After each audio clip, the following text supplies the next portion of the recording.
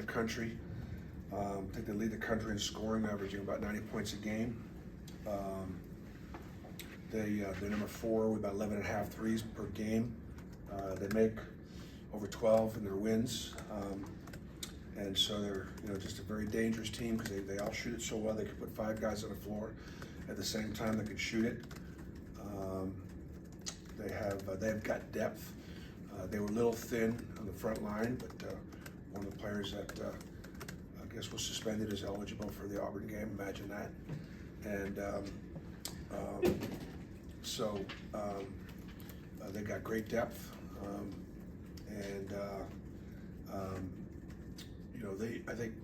I know that Coach Oates has challenged his team many times publicly to play physically and play, aggressively and question their toughness. They played really physical, really aggressively against us in Tuscaloosa.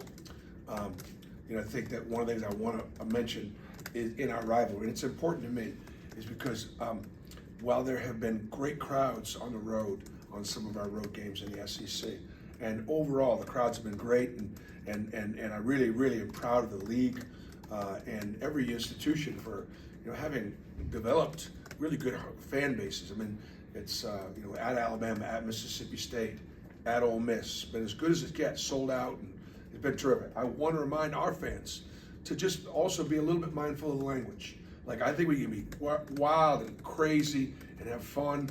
I think sometimes you tendency for language, and that was one of my 21 days of prayer. Prayers was I gave up a couple things, but one of the hardest things was every now and then to stop cussing, and so I'm not perfect at it either. But I want our fans to be mindful of that. At Auburn, it matters, and sometimes it just doesn't need to be that way. But very excited about the game, excited about the students coming out, and I would imagine it's going to be such a tough ticket, just like a few other games that we played during the course of the season. And they're liable to be out there tonight. So.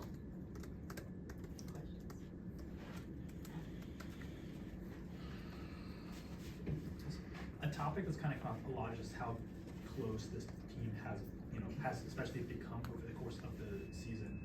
What did you see from them to kind of go from that 0-2 week that you guys had to then bounce back, win at Ole Miss, go 2-0, and then kind of, I guess, regain some of the momentum that you guys had?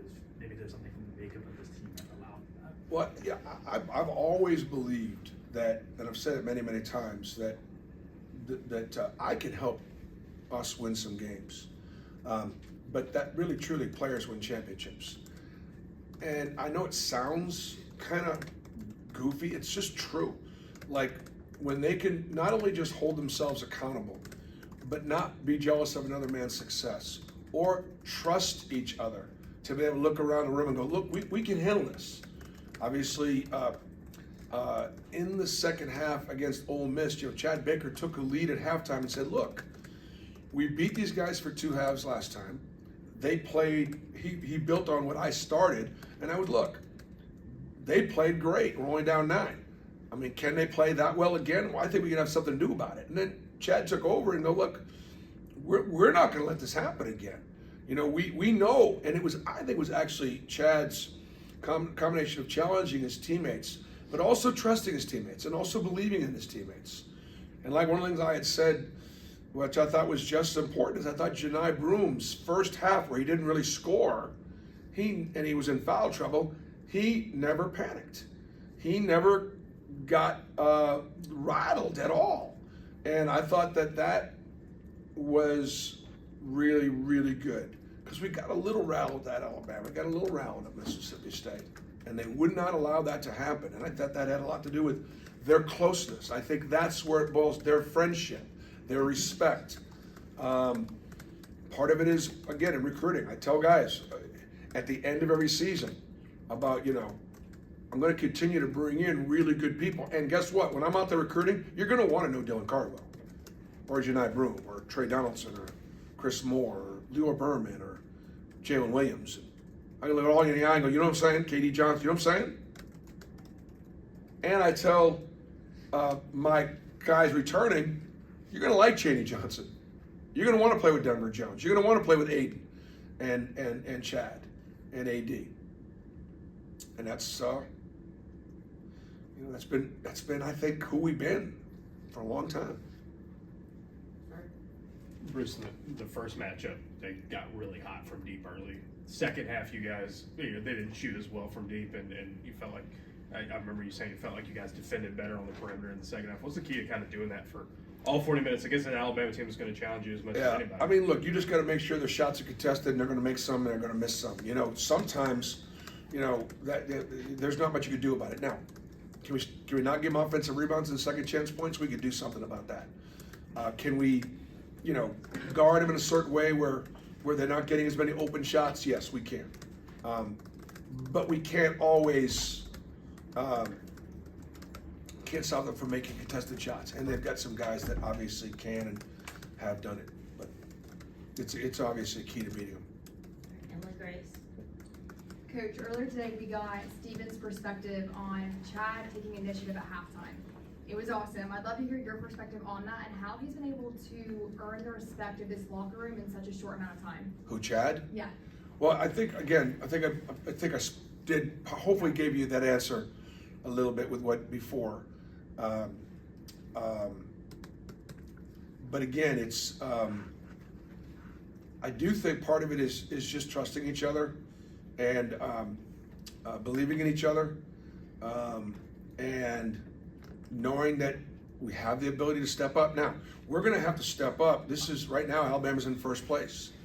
Right now, they're the best team in the league right now. Tennessee's got the one win. I've been talking about Tennessee probably being the best team, and I still think they are, but Alabama's in first. And so we have an opportunity to, like I said to the team, if we're going to think about having a chance to compete for this conference championship, we got to get one of these on the road that we're not supposed to get. Ole Miss was one of them. They hadn't lost they haven't lost yet. Now they have. So we got one of those. We're probably going to need a couple more if we're going to stay in this hunt. And you got to win all your games at home to have a chance to win a championship. So we know what it is, and I'm sure the guys will be ready. In the two road losses, Jaylin didn't have his normal stuff on offense, and then last week had 37 points across those two games. What does that say about him and just kind of his importance to his team that when he gets going and he can get going kind of like that again? Well, it's not, not giving any scouting report information away to say that when Jaylin's played well, we've won, and when he hasn't, we haven't. It's not rocket science out there, But what it does say is Jaylin's he's improved, he's grown, he knows his game, he knows his teammates, he trusts what we're doing, and he doesn't mind the pressure. So he's got a tough matchup. That's a real tough matchup at the 4 spot or the 5 spot, and for us to win, he has to win his matchup.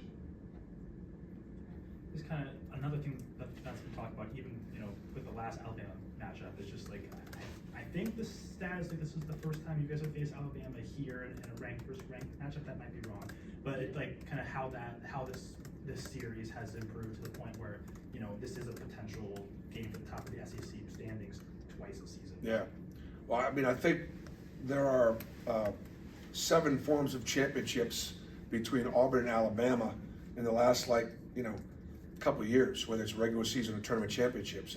It's been Auburn or Alabama, and so we're proud of that we're part of that, and I know that there's a moment in SEC history right now that's been the case.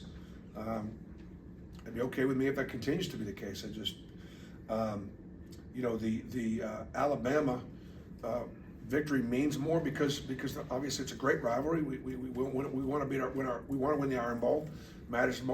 This game matters more to us. It matters more to our fans. It matters more to Auburn family. It matters more to me. It matters more to my players. We get that, but it also matters a lot to the NCAA Tournament Selection Committee. It also matters a lot to our seeding, and it also matters a lot right now as to who's going to win the championship. Hey Bruce, I was just going to ask you about Trey and Aiden. sort of the last 2 games, Trey being in that starting spot, Aiden coming off the bench. How what have you seen? What do you like about not just Trey starting, but Aiden now working with some of the guys off the bench? I think Aiden has actually liked playing with the second group a little bit because he hadn't played as much with KD or with Chad or with Dylan or just different combinations. You